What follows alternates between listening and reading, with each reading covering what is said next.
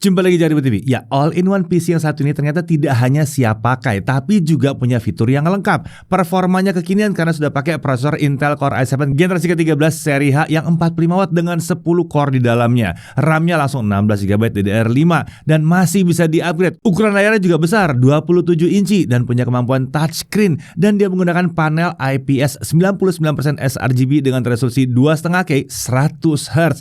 Bahkan layar AIO PC ini bisa jadi layar perangkat lainnya karena dia punya konektor HDMI input. Selain itu, AIO PC ini juga dilengkapi dengan fitur wireless charger, pengaman biometrik, serta diberikan juga bonus keyboard dan mouse wireless dalam paket penjualannya. Ya, AIO PC ini adalah Lenovo Idea Center AIO 27IRH9.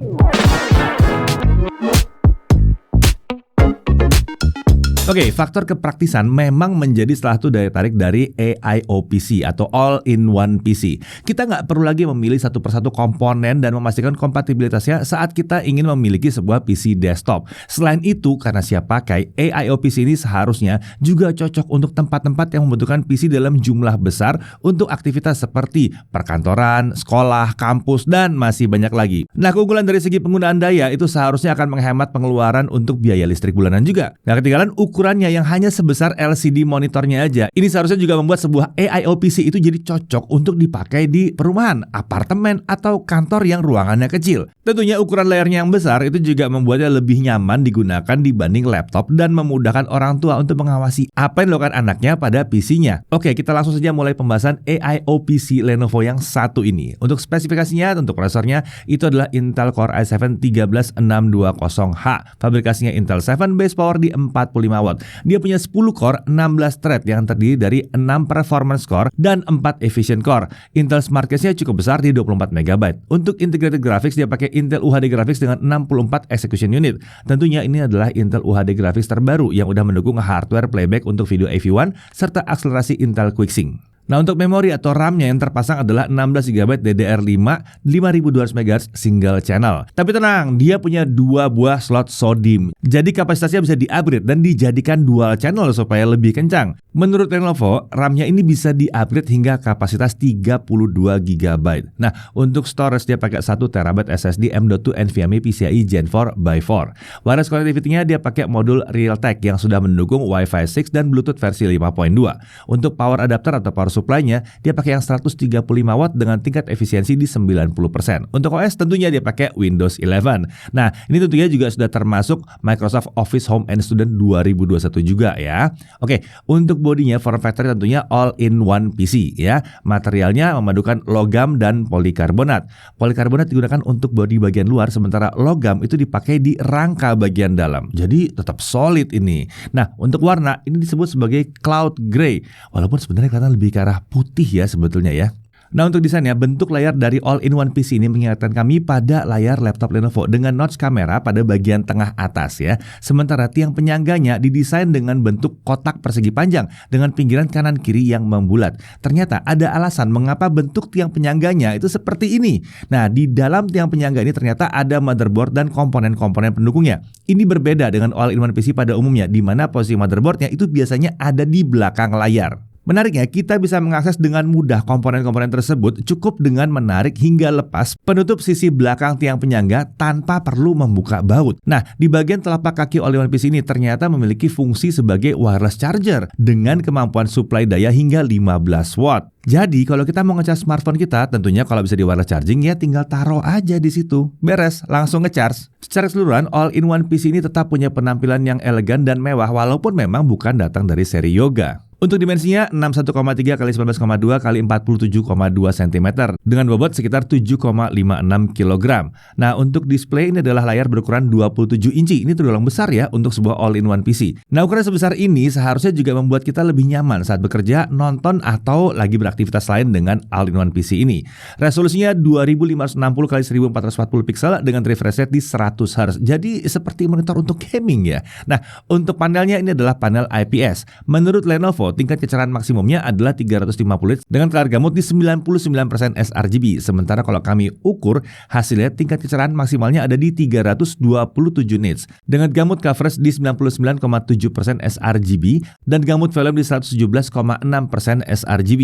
Hasil seperti ini menandakan kalau all-in-one PC ini siap dipakai untuk editing video, editing foto, ataupun desain yang membutuhkan akurasi warna yang baik.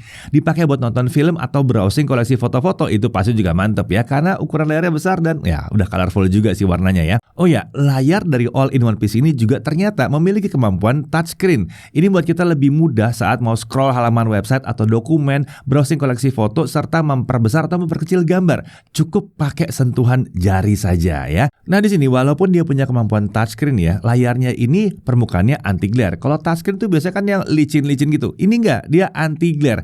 Jadi dia nggak mantulin banyak bayangan-bayangan atau objek-objek yang ada di depan layar. Ya, jadi kalau dia ditaruh di dalam ruangan yang banyak lampunya atau mungkin ada banyak jendela-jendelanya, tidak terlalu mengganggu tuh pantulan-pantulannya. Nah untuk bingkainya, sisi kanan, kiri, dan atas ini sebenarnya udah tipis ya. Tapi kalau diperhatikan sebetulnya pada panelnya itu masih ada bingkainya lagi. Nah cuma ini warnanya hitam, jadi tidak terlalu kentara aja. Sementara itu untuk ergonominya, layar dari all-in-one PC ini dapat dimiringkan 15 derajat ke arah belakang dan 5 derajat ke arah depan. Tetapi tidak dapat diputar ke kanan dan kiri ya, serta tidak bisa diatur juga ketinggiannya. Nah, all-in-one PC ini dilengkapi dengan kamera inframerah 5 megapiksel dengan kemampuan mengambil gambar dan merekam video dengan resolusi 2592 x 1944 piksel 30 fps dengan aspek rasio 4:3. Nah, kalau kita pakai aspek rasio 16:9, ini resolusinya akan turun ke 1080p. Nah, kamera ini dilengkapi dengan fitur Windows Studio Effect walaupun hanya fitur automatic framing ya yang bisa digunakan. Oke, jadi seperti inilah kualitas kamera dan mikrofon dari all-in-one PC dari Lenovo yang satu ini. Jadi gimana nih kualitasnya? Oke atau enggak? Nah dengan sensor yang besar ini nggak aneh ya kalau misalnya gambar yang tangkap itu terlihat jernih dengan detail yang cukup baik. Bahkan kualitasnya sudah seperti webcam tambahan yang kelas atas.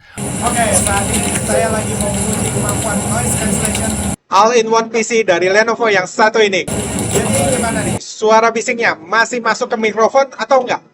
Untuk mikrofonnya ini sudah mampu menangkap suara kami dengan jelas dan natural. Mikrofonnya juga dapat menghilangkan suara bising di sekitar kami dengan cukup baik. Walaupun suara kami jadi agak robot memang ya, tapi ya paling nggak kebisingannya hilang. Nah, untuk audio, all-in-one PC dilengkapi dengan 2 buah speaker 3 watt dari Harman. Posisi speakernya ada pada sisi depan tiang penyangga dengan arah keluaran suara menuju punggung layar. Disediakan software Dolby Access untuk mengatur profil dan juga equalizer suara. All-in-one PC ini ternyata mampu mengeluarkan suara yang cukup lantang ya di sini ya. Suara yang dihasilkan juga terdengar jernih dengan detail yang cukup baik serta bass yang lumayan bulat. Untuk konektor dan tombol itu ditempatkan sepenuhnya di tiang penyangga. Di sisi kiri itu ada satu USB 3.2 Gen 2 Type-C dan ada satu 3,5 mm audio combo jack. Lalu di sisi kanan ada kamera shutter switch untuk mematikan modul kamera dan ada tombol power. Nah kalau beralih ke belakang ini rame nih. Ada satu HDMI input versi 1.4, lalu ada satu DC in, ada satu USB 2.0 dan ada satu gigabit Ethernet. Ada satu USB 2.0, ada satu USB 3.2 Gen 2 dan ada satu HDMI output versi 2.1. Nah, ketersediaan konektor HDMI input ini membuat si all-in-one PC ini dapat dijadikan monitor untuk perangkat lainnya seperti konsol gaming misalnya. Jadi kalau ada perangkat lain, ya koneksikan aja pakai HDMI ke konektor tersebut ya. Nah, di situ langsung tampilan layarnya akan otomatis berganti ke tampilan dari perangkat tersebut ya. Nah, untuk kembali ke tampilan all-in-one PC, cukup cabut aja kabel HDMI tadi. Beres, langsung balik lagi gitu. Nah, untuk security selain tombol untuk mematikan kamera, all-in-one PC ini juga dilengkapi dengan sistem pengamanan biometrik dengan pengenalan wajah. Nah, untuk cooling sistemnya, all-in-one PC ini menggunakan sistem pendingin aktif dengan satu heat pipe besar dan satu kipas. Untuk ventilasi pembuangannya itu mengarah ke kanan. Oh ya, saat membeli all-in-one PC ini, Lenovo menyertakan wireless keyboard dan wireless mouse yang dapat terhubung melalui USB receiver atau Bluetooth. Keyboard dan mouse tersebut terhubung ke satu receiver, sehingga kita cuma butuh satu konektor USB saja ya. Bonus ini tentunya sangat spesial karena terkadang keyboard dan mouse yang disertakan itu masih pakai kabel atau bahkan nggak diberikan sama sekali. Lenovo tampaknya tahu betul kalau all-in-one PC memang cocoknya dipasangkan dengan keyboard dan mouse wireless supaya bebas dari kabel-kabel yang bersebaran kemana-mana. Nah, untuk keyboard dan mouse tersebut ini menggunakan baterai isi ulang yang dapat di-charge melalui konektor USB Type-C. Oke, sekarang kita masuk ke pengujian performanya. Perlu diperhatikan pengujian kali ini kami lakukan dengan konfigurasi default 16 GB single channel dan kita pakai juga 24 GB dual channel dengan menambahkan satu keping RAM 8 GB. Selama pengujian kami lakukan setting brightness-nya di 100% ya. Nah, kita mulai dari Cinebench R23. Di stability test selama 30 menit skor tertinggi yang mampu dicapai adalah 13.497 poin. Sementara untuk skor yang bisa dipertahankan ada di kisaran 11.100 sampai 11.200 poin. Untuk suhu kerjanya pada saat kita menjalankan Cinebench R23, suhu rata-rata prosesor terlihat ada di bawah 80 derajat Celcius. Walaupun sempat di awal tuh ada kenaikan ke 81 derajat Celcius. Ya, nggak tinggi sih.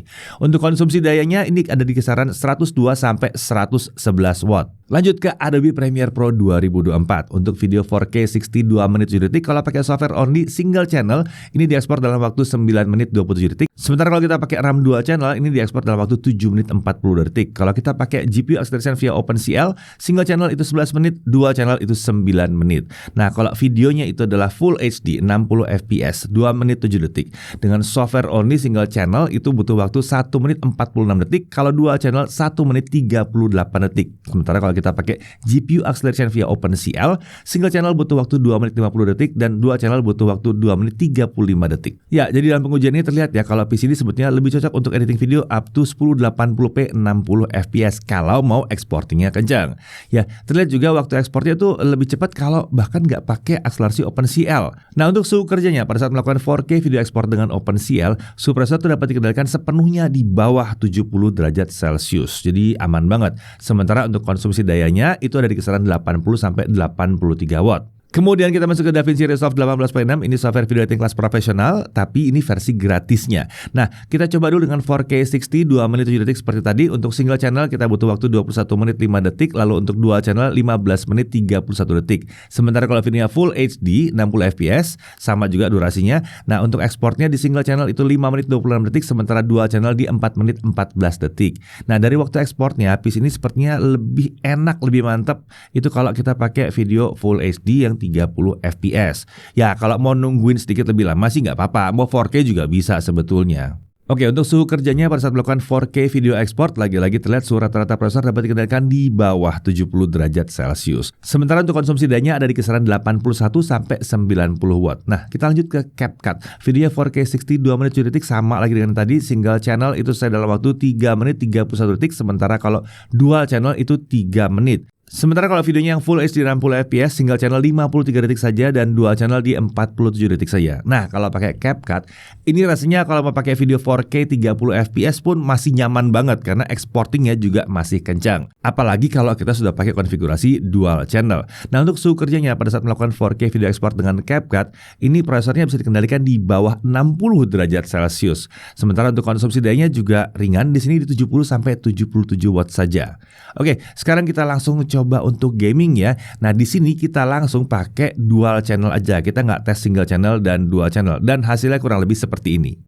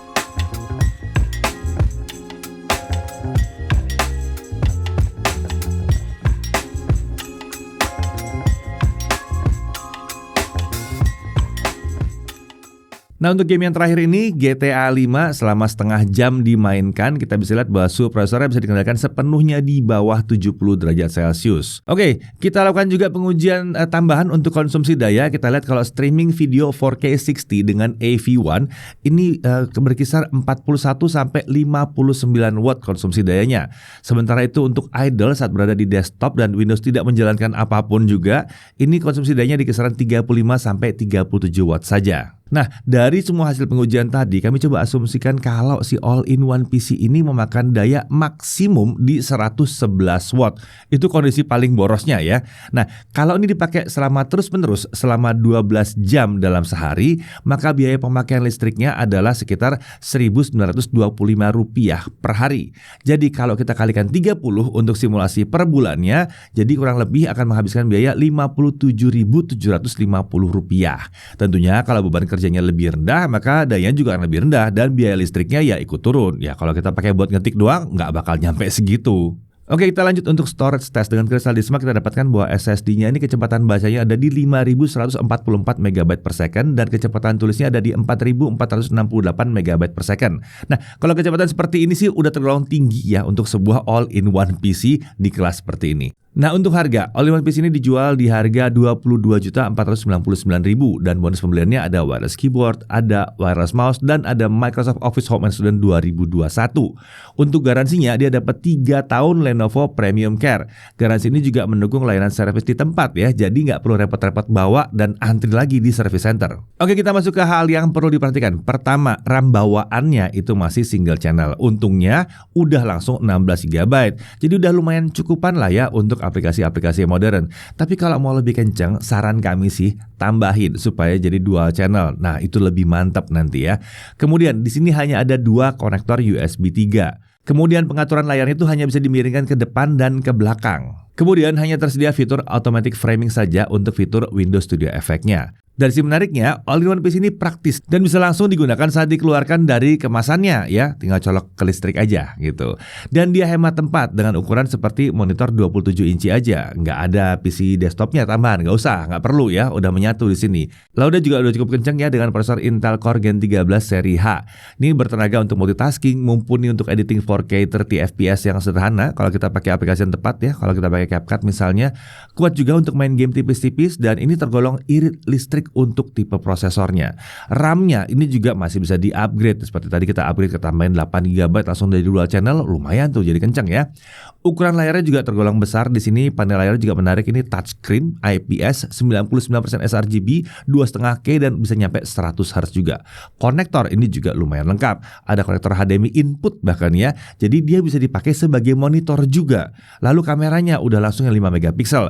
Dia punya pengamanan biometrik, ada wireless charging juga kalau dibutuhkan ya. Ada bonus wireless keyboard dan mouse juga di sini. Dan garansinya jelas 1 titik untuk semua komponennya. Jadi lebih mudah aja pengurusannya kalau terjadi masalah-masalah. Ya, jadi pertanyaannya, all-in-one PC dari Lenovo ini cocoknya buat siapa aja sih? Yang pertama, untuk yang butuh PC desktop di rumah ini cocok, apalagi kalau maunya instan dan bisa langsung dipakai begitu dikeluarkan dari kemasannya. Nah, untuk keluarga yang butuh PC desktop untuk dipakai rame-rame mungkin di dalam ruang keluarga ya, ini bisa dipakai banget, ini cocok banget juga ya. Apalagi kalau ukuran tempat tinggalnya nggak terlalu besar, mungkin di apartemen atau rumahnya mungkin nggak terlalu besar juga ya. Ini bisa menghemat tempat.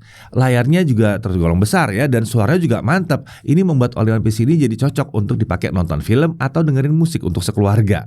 Nah, dipakai untuk PC di kantor, sekolah, atau kampus ini juga nggak ada masalah selama memang spesifikasinya cocok untuk aktivitasnya. Yang jelas bukan untuk dibawa-bawa ya, untuk stasioner aja. Namanya juga all-in-one PC. Nah, penggunaan all-in-one PC di tempat-tempat yang tadi itu seharusnya juga membuat pengeluaran bulanan untuk listrik jadi lebih hemat dibandingkan PC desktop yang konvensional. Pengurusan garansi saat ada kendala juga jadi lebih mudah karena datang ke satu tempat aja, beres. Ya, pada akhirnya kalau yang dicari adalah sebuah all-in-one PC dengan tampilan yang keren, lalu pakai layar touchscreen dan performanya cukup lumayan di sini ya. Rasanya yang satu ini cukup layak untuk dipertimbangkan. Saya Dedi Irfan, Jakarta TV.